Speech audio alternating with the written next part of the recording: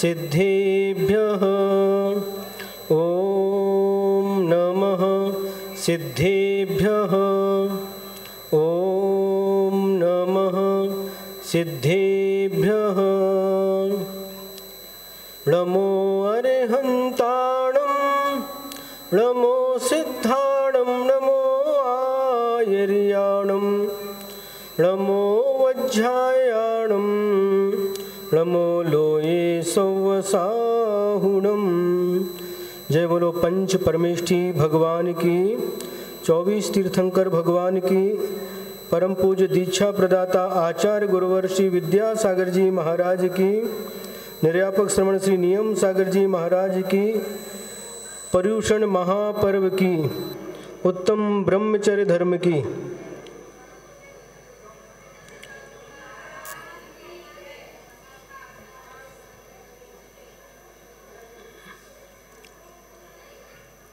पर्युषण पर्व का आज अंतिम दिवस है।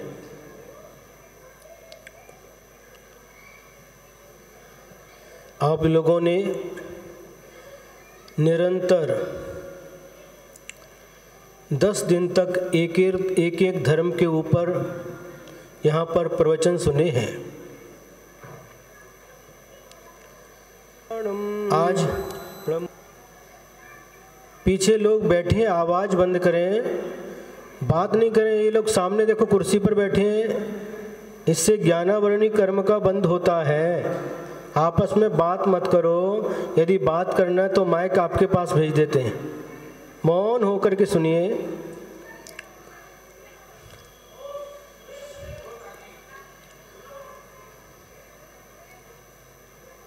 ज्ञान का क्षयोपशम बढ़ाना हो तो जहाँ पर ज्ञान की बातें होती हैं वहाँ पर शांति से मौन पूर्वक सुनना चाहिए, दूसरे को डिस्टर्ब नहीं हो और अपन भी सुने दूसरे भी सुने, ऐसा विचार करके अपन को अपना कार्य करना चाहिए।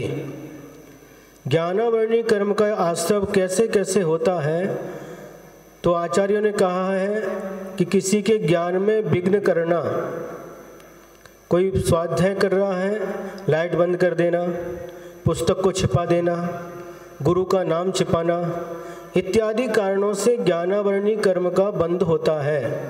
हमारा क्षयोपशम यदि हमको बढ़ाना है तो जहाँ पर ज्ञान की बातें होती हैं, उपदेश होते हैं, उन्हें मनोयोग पूर्वक सुनना चाहिए और दूसरों के लिए भी ऐसे अनुकूल वातावरण बनाना चाहिए जिससे वह भी धर्म श्रवण कर सकें। तो एक घटना के माध्यम से आपके सामने आज का प्रवचन, आज का उपदेश प्रारंभ करते। एक घटना चतुर्थ काल की है। एक राजा है और उस राजा के यहाँ 2 बेटे हैं। एक बेटे का नाम कुलभूषण है और दूसरे बेटे का नाम देशभूषण है। और यह वह समय था जब आज के जैसे कॉलेज नहीं थे। शिक्षा प्राप्त करने के लिए घर छोड़ करके दूर सुदूर गुरु के पास जाकर के गुरुकुल में बच्चों का शिक्षण हुआ करता था और बीच में कोई भी संबंध नहीं था, संबंध नहीं रहता था, कोई भी संपर्क नहीं होता था। तो उन दोनों बच्चों को भी उस राजा ने एक गुरुकुल में एक गुरु के पास शिक्षा प्राप्त करने के लिए भेज दिया है। तो जो गुरुकुल की पद्धति थी, पहले गुरु पढ़ाते थे और बच्चे पढ़ते थे और साथ साथ जो सुख सामग्री रहती थी, ऐसो आराम की सामग्री रहती थी, वह उस समय उनसे दूर रखा जाता था। उनसे काम भी लिया जाता था उस गुरुकुल में मात्र जीवन निर्वाह का साधन नहीं, किंतु जीवन का निर्माण की कला भी गुरु सिखाया करते थे। आजकल के जो शिक्षा के केंद्र हैं वहाँ पर मात्र जीवन निर्वाह की बात सिखाई जाती है, लेकिन उन गुरुकुलों में जीवन निर्वाह के साथ साथ जीवन निर्माण की भी बातें सिखाई जाती थी। बहुत सारी कलाएं सिखाई जाती थी। कला 72 पुरुष की, तामे 2 सरदार, एक जीव की जीविका, एक जीव उद्धार। जो 72 कलाएं होती थी, उन कलाओं में भी गुरु उन शिष्यों को पारंगत करते थे। आज की विद्या मात्र अर्थकरी होकर के रह गई है। मात्र विद्या का उद्देश्य धन कमाना है, लेकिन पहले धन मुख्य नहीं था, धन गौण था। उन गुरुओं के द्वारा जीवन जीने की कला सिखाई जाती थी। तो उन दोनों बालकों को राजा ने कुलभूषण और देशभूषण को उन गुरु के पास गुरुकुल में जाकर के शिक्षा के लिए छोड़ दिया। धीरे धीरे करके गुरु ने उनको शिक्षा प्रदान की, शास्त्र विद्या भी सिखाई, शस्त्र विद्या भी सिखाई, और बहुत सारी कलाएं जो होती हैं उन सभी को सिखाना प्रारंभ कर देते हैं। और वहाँ पर एक पद्धति थी कि कोई भी हो, थोड़ा सा कष्टपूर्वक वो विद्या को प्रदान किया जाता था। तो उन बच्चों से लकड़ियों को इकट्ठा करवाना, ऐसे कार्य कराए जाते थे। उसका कारण ये है कि जो विद्या, जो ज्ञान सुख सुविधा पूर्वक प्राप्त होता है वो अधिक समय तक टिकता नहीं है, और जो ज्ञान दुख पूर्वक अर्जित किया जाता है, दुख के साथ कष्ट के साथ प्राप्त किया जाता है, अंत समय तक कष्ट आने के बाद भी वह ज्ञान सुरक्षित रहता है। तो यहाँ पर दोनों बालकों का शिक्षण प्रारंभ हो जाता है। और ये बालक की उम्र उस समय 5 वर्ष की थी, जहाँ तक हमको याद है, या एक आध आगे पीछे भी हो सकता है। और कुछ समय के बाद में उस राजा के यहाँ एक कन्या का जन्म होता है, लेकिन इन दोनों का संपर्क नहीं होने से इन भाइयों को पता नहीं है कि उनके घर में एक बहन का जन्म हुआ है।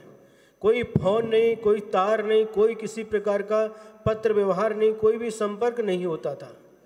और जब तक शिक्षण पूर्ण नहीं होता था तब तक गुरु के चरणों में गुरुकुल में रह कर के ही विद्या का अर्जन करना पड़ता था, कहीं बाहर नहीं जा सकते थे। इस बीच में माता पिता भी आकर के अपने बच्चों से नहीं मिल सकते थे। और बच्चों का जब शिक्षण प्रारंभ होता है, शिक्षण प्रारंभ होते होते 1 वर्ष, 2 वर्ष, 3 वर्ष, 4 वर्ष, 5 वर्ष, ऐसे करते करते वर्ष के बाद वर्ष निकलते जाते हैं और वो बच्चे युवा हो जाते हैं। युवा हो जाते हैं, राजा के पास जो शिक्षा प्रदान करने वाले गुरु थे उनके पास समाचार भेजते हैं कि बच्चों का शिक्षण पूर्ण हो गया है। तो राजा शाही ठाट बाट के साथ में उन बच्चों की क्या करते हैं, अगवानी, एक महोत्सव मनाया जाता है। जो रास्ता है, रास्ता को एकदम स्वच्छ किया जाता है, गुलाब जल छिड़का जाता है, और जो कन्याएं हैं, जो सौभाग्यवती महिलाएं हैं, अपने सिर के ऊपर कलश, कलश के ऊपर श्रीफल लेकर के उन दोनों बच्चों के स्वागत के लिए खड़ी हुई है। और एक रथ में बैठ करके वो दोनों बालक आ रहे हैं, कहाँ, अपने नगर की ओर आ रहे हैं। बहुत सारे लोग स्वागत के लिए खड़े हुए हैं, सभी उनकी प्रशंसा कर रहे हैं। धन्य है राजकुमार, धन्य है ये युवराज जो विद्या को प्राप्त करके वापस लौट रहे हैं। धीरे धीरे करते करते रथ आगे बढ़ रहा है, आगे बढ़ रहा है, लोग स्वागत करते जा रहे हैं। और क्या होता है, जैसे ही रथ महल की ओर आ रहा था उसी समय एक बालक की दृष्टि जो महल का एक झरोखा था उसके ऊपर जाकर के टिक जाती है। वहाँ पर वह बालक कुलभूषण क्या देखता है कि उस झरोखे में एक बहुत सुंदर कन्या बैठी हुई है। वस्त्राभूषण से सजी हुई वह कन्या इस राजकुमार को देख रही है और ये राजकुमार कौन?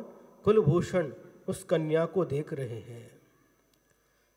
उसी समय देशभूषण की दृष्टि भी उसी कन्या के ऊपर पड़ती है और देखने के बाद में उनके मन में उस कन्या के प्रति आकर्षण उत्पन्न हो जाता है। कुलभूषण विचार करते हैं कि इस कन्या के साथ मैं क्या करूंगा? विवाह करूंगा। और देशभूषण मन में विचार करते हैं कि इस कन्या के साथ विवाह मैं करूंगा। उनको ज्ञात नहीं है कि मामला क्या है, उनको ज्ञात नहीं है और ऐसा मन में विचार कर रहे हैं। दोनों ही उस कन्या के साथ शादी करने का, विवाह करने का विचार कर रहे हैं। उसी समय क्या होता है, एक दूसरे के भावों को पहचान जाते हैं, विचारों का विनिमय होता है। कुलभूषण कहते कि देख भाई देशभूषण, जो उस झरोके में जो कन्या बैठी हुई है मैं उसके साथ विवाह करूंगा। देशभूषण कहते नहीं, उसके साथ मैं विवाह करूंगा। मैंने पहले देखी उस कन्या को, तुमने पहले देखी होगी लेकिन उस कन्या ने मुझे पहले देखा है, मैं उसके साथ विवाह करूंगा। और ऐसा करते करते बात इतनी बढ़ जाती है, कितनी बढ़ जाती है कि भांडन झगड़ा चालू हो जाता है। मैं विवाह करूंगा, मैं विवाह करूंगा। और ये सब देख करके जो लोग थे कि क्या हुआ, हमको उसको समझ में नहीं आ रहा। तो मंत्रियों को जब ज्ञात होता है कि बच्चे आपस में झगड़ रहे हैं तो मंत्री जाकर के रथ के ऊपर चढ़ करके उन बच्चों को पूछते कि बात क्या है। अरे अभी तो खुशी का माहौल है, सारा का सारा वातावरण हर्षमय बना हुआ है और ऐसे समय पर झगड़ा किस लिए? बताओ। तो कहते हैं कि आप हमारे बीच में मत आओ, हम दोनों आपस में निपट लेंगे। नहीं, बताओ तो, मैं तो तुमको बचपन से तुमको देखा है, बचपन से पाला है, आखिर मामला क्या है? बार बार पूछने पर कहते हैं कि देखो झरोके में जो कन्या बैठी है उसके साथ मैं विवाह करने वाला हूं और ये कहता कि उसके साथ मैं विवाह करूंगा, इसलिए हम लोग झगड़ रहे हैं। इस कन्या ने मुझे पहले देखा इसलिए मैं इसके साथ विवाह करूंगा, और ये बोलता कि मैंने उस कन्या को पहले देखा इसलिए मैं विवाह करूंगा। मंत्री जब देखते हैं उस झरोके की ओर तो दंग रह जाते हैं। उन बच्चों को कहते हैं कि बालकों जरा ध्यान से सुनो, जिस कन्या के साथ तुम विवाह करना चाहते हो वह कन्या और कोई नहीं, वह तुम्हारी बहन है, तुम्हारी सगी बहन है। जिस गर्भ से तुमने जन्म लिया है उसी गर्भ से जब तुम गुरुकुल में पढ़ने के लिए गए थे उसी समय उसी माँ से इसने भी जन्म लिया है। ऐसा सुनते ही वो दोनों के हाथ पैर कांपने लगे। अभी एक दूसरे को मारने के लिए तैयार थे और अब अपने आप को धिक्कारने लगे। मुझे धिक्कार है कि मैं ये समझ नहीं पाया और उस कन्या के ऊपर मैं मोहित हो गया। वह कन्या मेरी ही बहन है, मुझे इसका ज्ञान नहीं रहा। पश्चाताप होता है, आंखों में अश्रुधारा बहने लगती है। आंखों में आंसू कब आते हैं? कब आते पता है? हाँ? जब कभी इष्ट का वियोग हो जाता है, जिसको हम चाहते हैं, ऐसे चेतन अथवा अचेतन पदार्थ का वियोग होने पर, अनिष्ट का संयोग होने पर आंखों से आंसू आते हैं। दुख आने पर, कष्ट आने पर आंखों से आंसू आते हैं। और आंसू कब आते हैं? आंख में कुछ धूल वगैरह चली जाए तो भी आंखों से पानी आता है। आंख आने पर भी आंखों से पानी आता है। और कब आंखों में आंसू आते हैं? पश्चाताप होता है, जब अपने द्वारा कोई गलती हो जाती, जो कोई अपराध हो जाता है तो अंदर ही अंदर वह पश्चाताप करता है और आंखों से आंसू आते हैं। और भी आंसू आते हैं, खुशी के आंसू, आनंद आश्रु, खुशी के आंसू आते कि नहीं? जब कोई खुशी होती है, बहुत आनंद मन में आता है, उस समय भी दोनों आंखों से आंसू बहने लगते हैं। कई बार हमने देखा है, कई बार हमने अनुभव किया है, जब पहली बार हम आचार्य गुरुदेव श्री विद्यासागर महाराज जी के दर्शन करने के लिए गए थे। ये बात है 1995, महीना था जुलाई का, तारीख थी 21 जुलाई 1995 को, जब आचार्य श्री के पहली बार दर्शन किए। आचार्य श्री उस समय 52 नंबर के मंदिर में बैठते थे, आदिनाथ जिनालय था, बाहर 6 इंच का एक पाटा था, उसके ऊपर आचार्य श्री विराजमान थे। और जैसे ही आचार्य श्री के दर्शन किए, मैं था और मेरे साथी मुनि श्री प्रणम्य सागर जी महाराज, दोनों ने वहाँ पर जब जाकर के आचार्य श्री के दर्शन किए, चरणों में लेट गए और इतना आनंद हुआ, इतना आनंद हुआ, दोनों आंखों से आंसू बहने लगे। गुरु जी के दर्शन करके आंखों से आंसू बहने लगे कि जैसे आज कोई हमें अमूल्य निधि की प्राप्ति हुई है, कोई हमें खजाना मिल गया है, अंदर ही अंदर ऐसा आनंद होने लगा। और आचार्य श्री कहते हैं, आज आशीर्वाद ब्रह्मचारी जी, आशीर्वाद कहाँ से आना हुआ? वही सुनते ही कुछ सूझ ही नहीं, बस धन्य हो गए, धन्य हो गए। आज तो मेरा जीवन सफल हो गया, आज मेरे नेत्र सफल हो गए, आज मेरे कान सफल हो गए, आज ये मेरा मस्तक सब सफल हो गया। आज दोनों हाथ आपके चरण छू करके, चरणों की रज लगा करके हमारा मस्तक भी आज सार्थक हो गया। आनंद आंसू बहने लगे, खुशी के आंसू, इतने आंसू, इतना प्रसन्नता, इतनी प्रसन्नता कि शायद जीवन में उसके पहले कभी इतना आनंद हमको किसी में भी नहीं आया। लोगों को आनंद आता है, कब आता है? जब संसार की वृद्धि के कारण मिलते हैं तो आनंद मनाते हैं। घर में धन की वृद्धि होती तो आनंद आता है, संतान की वृद्धि होती तो आनंद आता है, संतान की जब शादी करते तो आनंद आता है। मैं सासू बनने वाली हूं, बहू के हाथ की,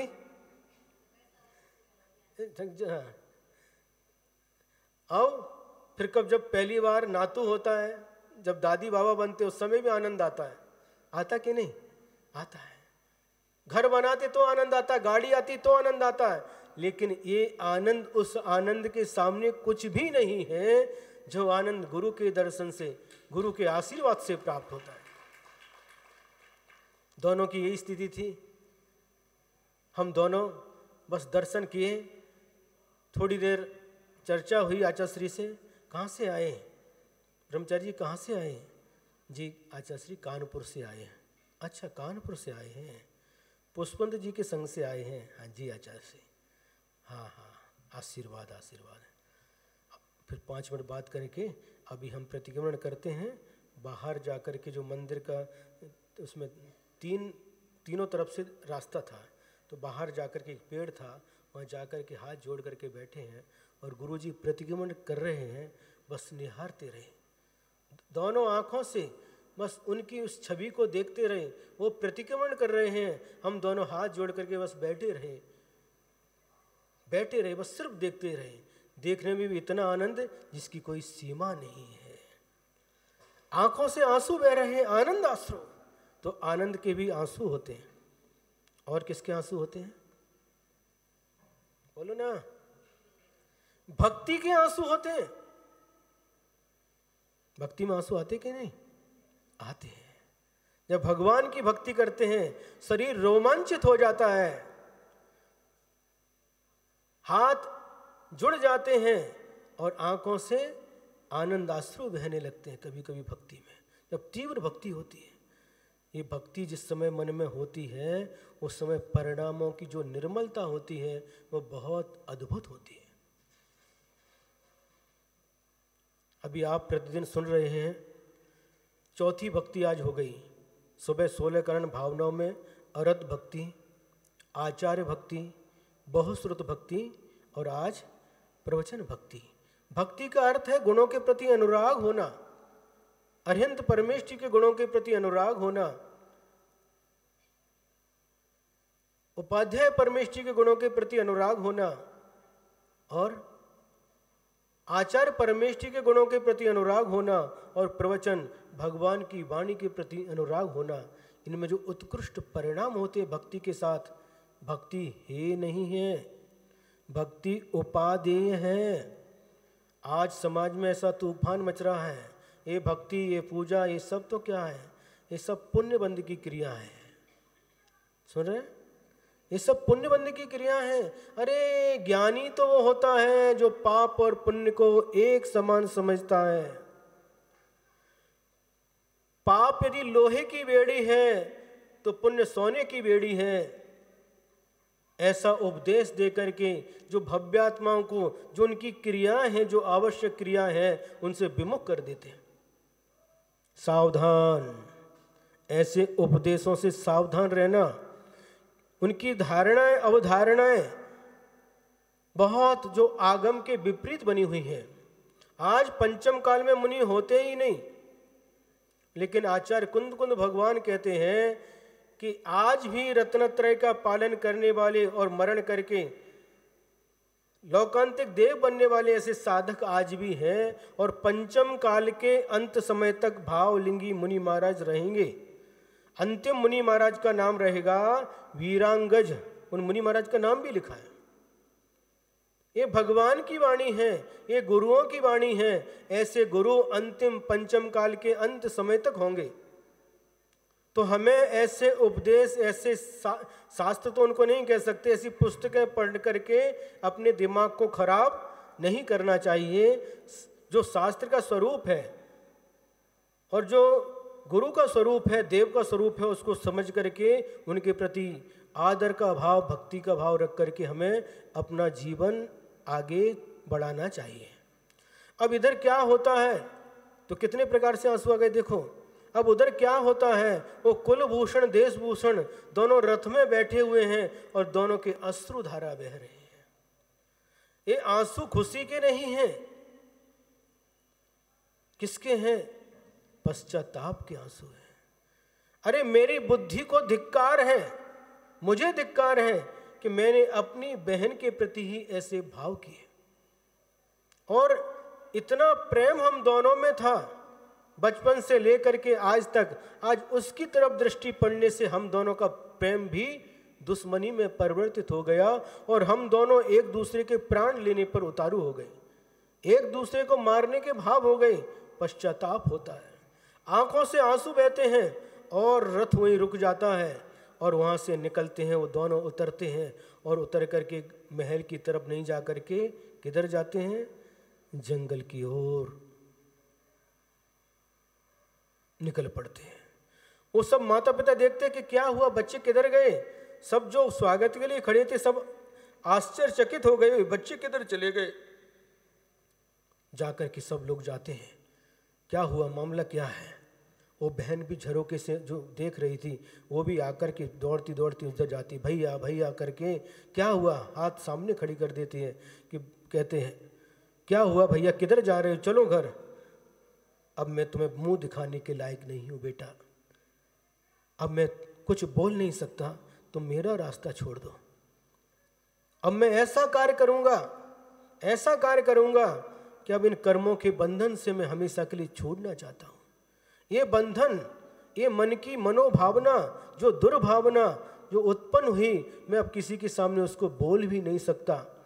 और जैसे तैसे बहुत समझाने के बाद भी, माता पिता समझाते हैं, बहन समझाती है, मंत्रीगण समझाते हैं, लेकिन किसी का उनके ऊपर कोई प्रभाव नहीं पड़ता। वह घटना उनके जीवन में वैराग्य को प्राप्त करा देती है, मन में वैराग्य उत्पन्न हो जाता है। और कहाँ जाते हैं? जंगल की ओर चले जाते हैं, जंगल की ओर चले जाते हैं। वहाँ जाकर के एक दिगंबर गुरु के चरणों में बैठ करके दीक्षा के लिए याचना करते हैं, और गुरु महाराज उनकी भव्यता को देख करके, उनकी योग्यता को देख करके उन्हें दिगंबर दीक्षा दे देते हैं। और दिगंबर दीक्षा लेने के बाद वह दोनों ही मुनि महाराज अपनी चर्या का पालन करते करते रहते हैं, और विहार करते करते वो बंसस्थल, एक पर्वत है जिसे आज कुंथलगिरी के नाम से जानते हैं, वहाँ पर आकर के उस पर्वत के ऊपर ध्यान में आरूढ़ हो जाते हैं।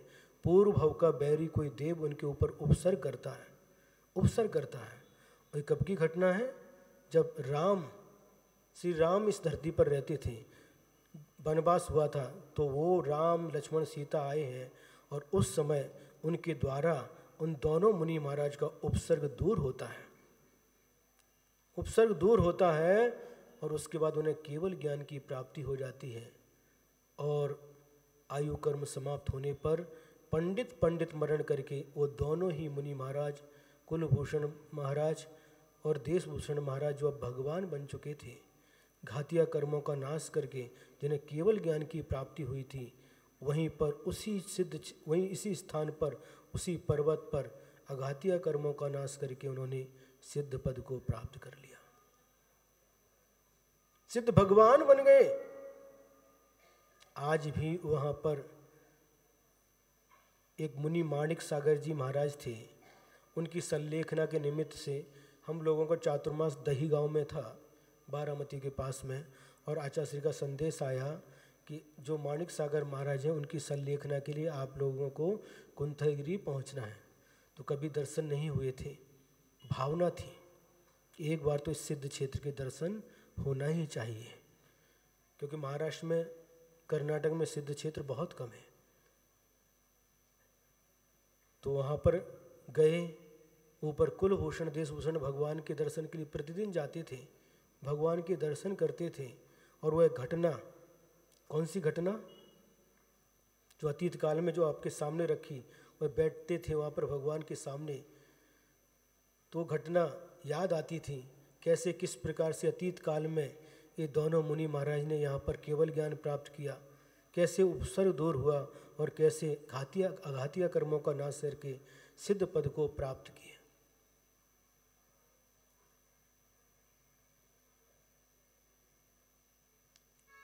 आप एक निर्वाण कांड में पढ़ते ना, कुलभूषण देशभूषण नाम तिनके चरणन करु प्रणाम, क्या है? वंशस्थ, हाँ। तो वहाँ से उनको निर्वाण की प्राप्ति हुई और वहाँ पर ही इस वर्तमान काल के महान आचार्य श्री शांति सागर महाराज जी ने संलेखना को स्वीकार किया था।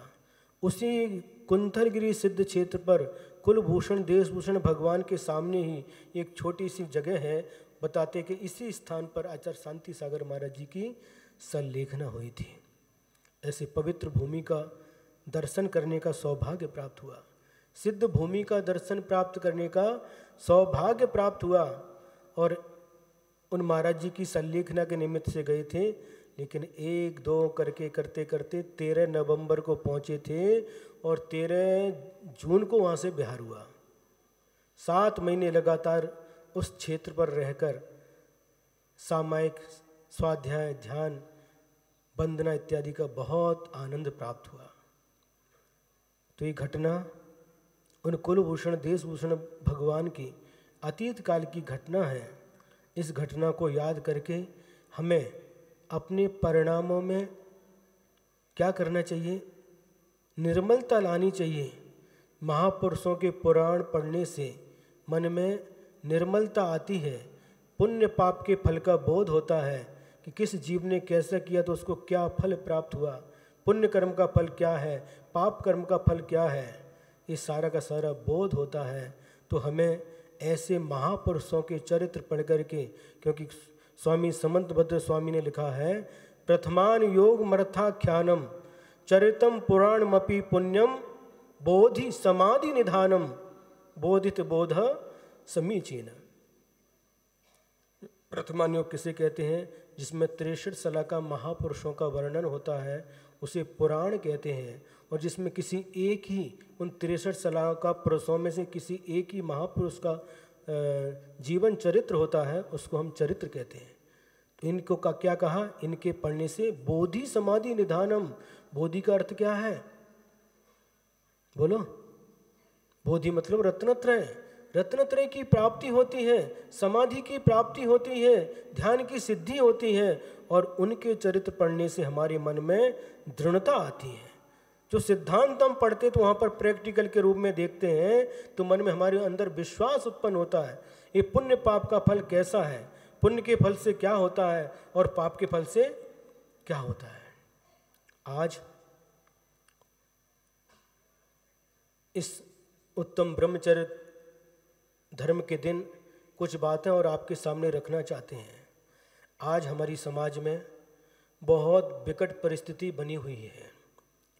जिधर जिधर बिहार करके जाते हैं, कुछ दिन वहाँ पर प्रवास रहता है, तो बहुत सारी ऐसी घटनाएं सामने आती हैं कि हमारी ही परिवार की हमारी कन्याएं,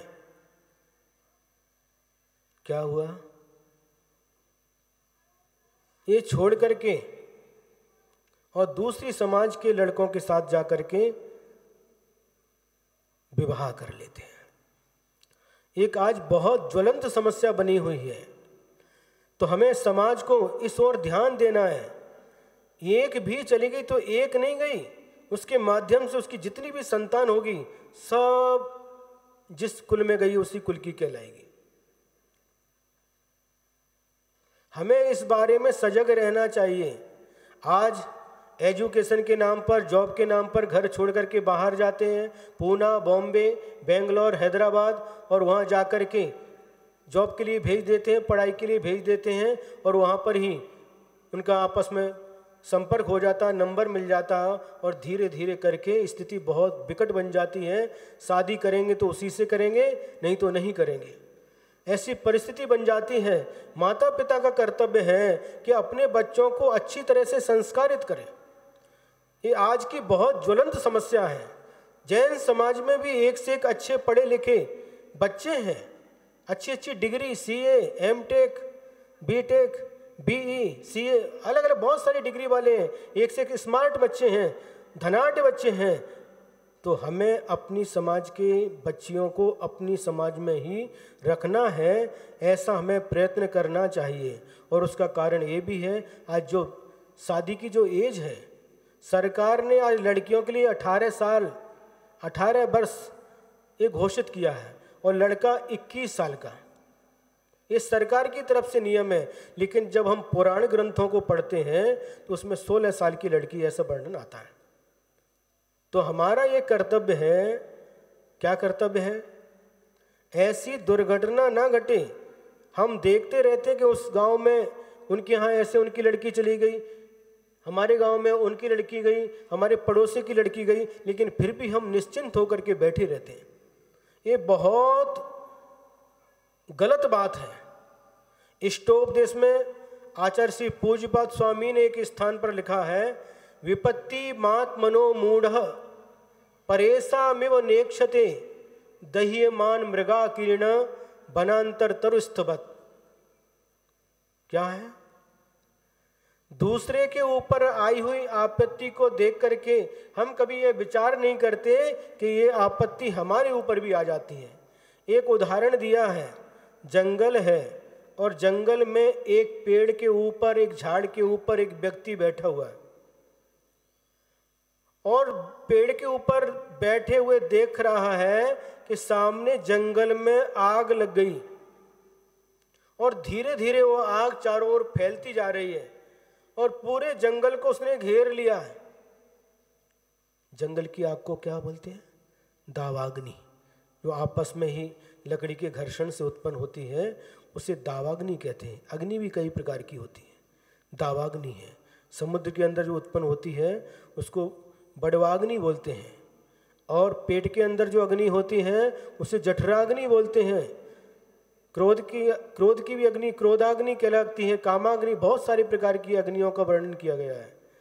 तो उस जंगल में आग लग जाती है, और पेड़ के ऊपर बैठा हुआ व्यक्ति सब दृश्य देख रहा है कि चारों ओर से ये जंगल को इस आग ने घेर लिया है।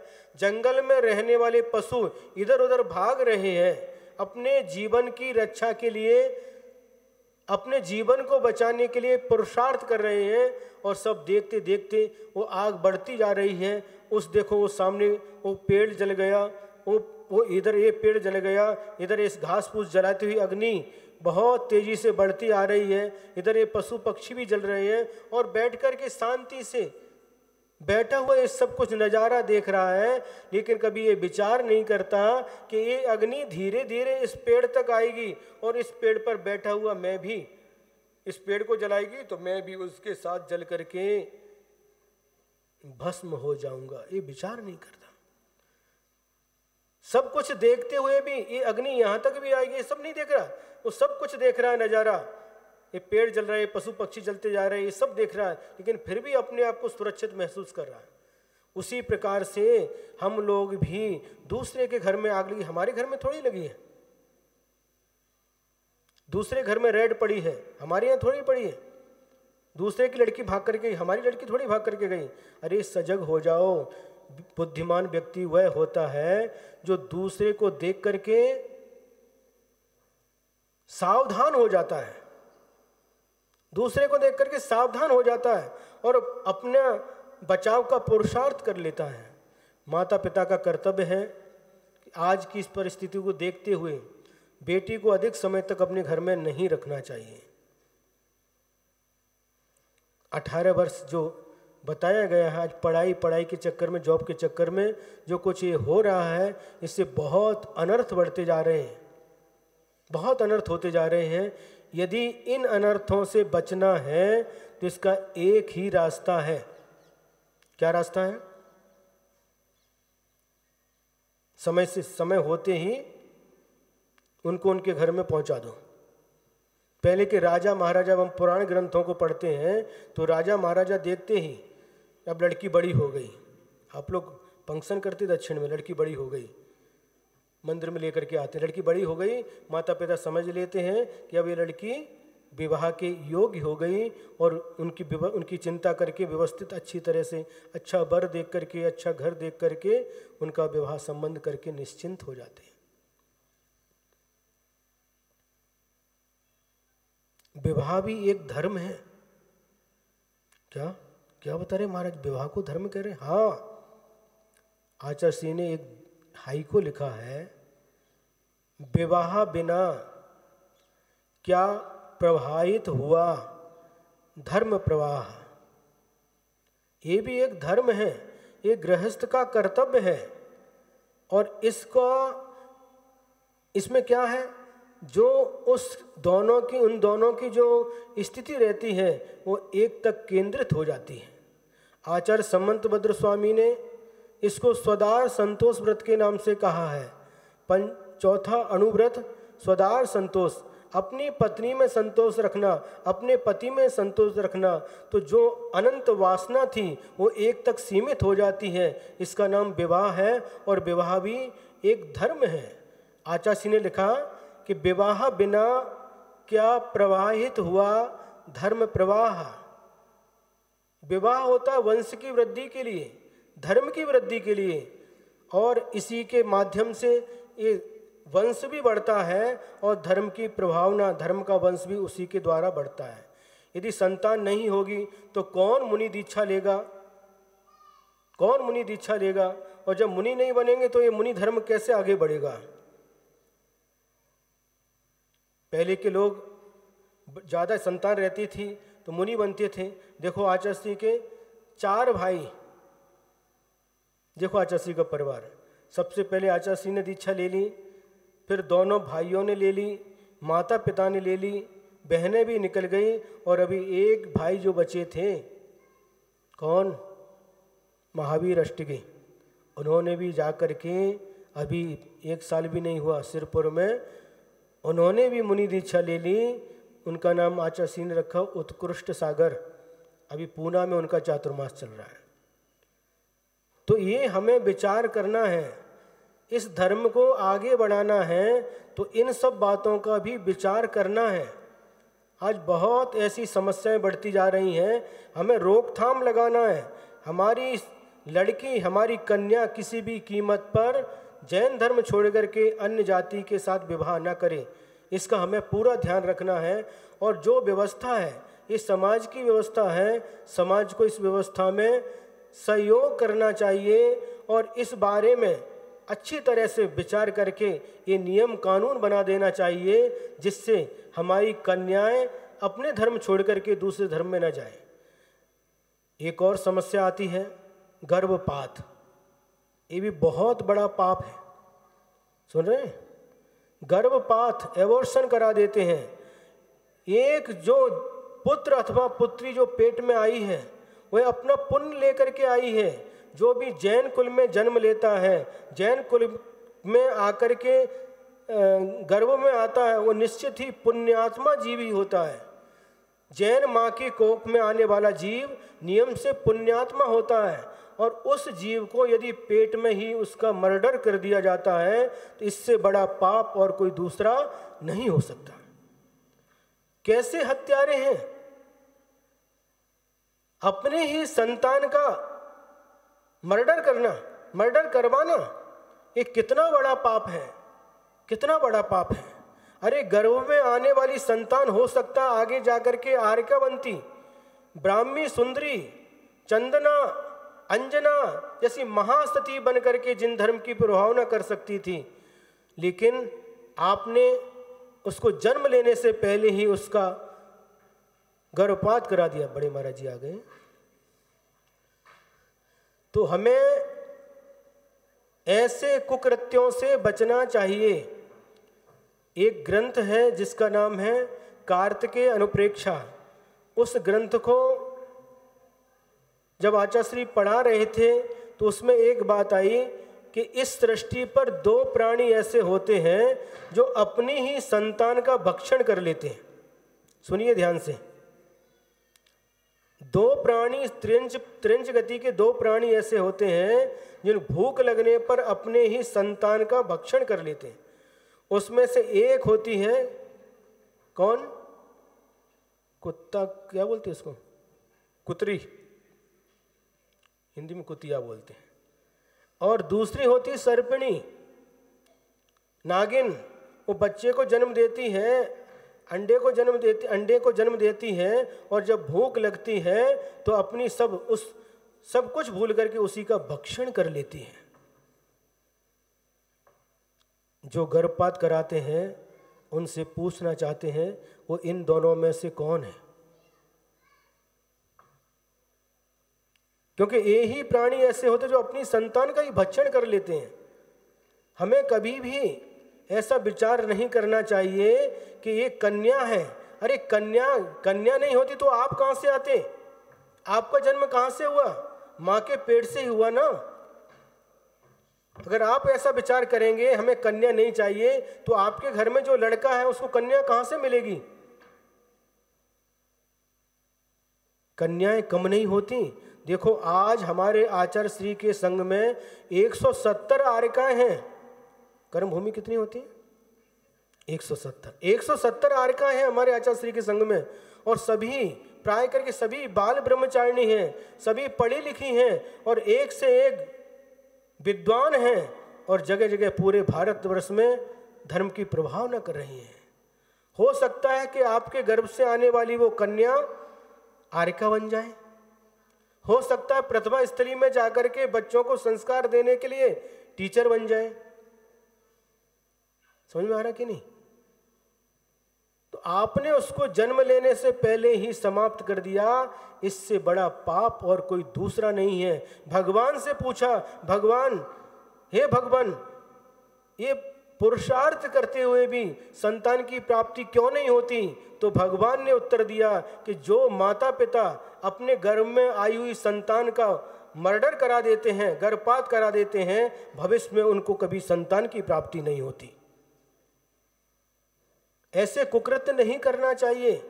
हमें ऐसे कुकृत्यों से हमेशा बचना चाहिए। आगे समय कम है, अभी हम सभी लोग बड़े महाराज जी को सुनेंगे, और जो कुछ भी आज आपके सामने विषय रखा है उसके बारे में आपको अवश्य ही चिंतन करना है, और किसी भी प्रकार से कृतकार्यत अनुमोदना से कभी भी इस गर्भपात का समर्थन नहीं करना, नहीं तो उतना ही पाप लगता है।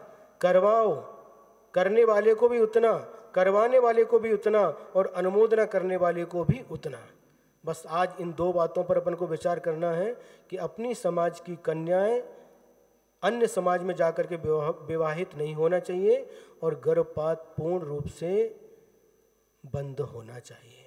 आप लोग चिंतन करिए, विचार करिए, और इस जो आपके सामने जो रखा है इसमें दृढ़ रहिए, तभी धर्म की प्रभावना है। धर्म की प्रभावना खूब हो। आप सभी के प्रति हमारी सद्भावना है। जय बोलो आचार्य गुरुवर श्री विद्यासागर जी महाराज की, निर्यापक श्रवण श्री नियम सागर जी महाराज की।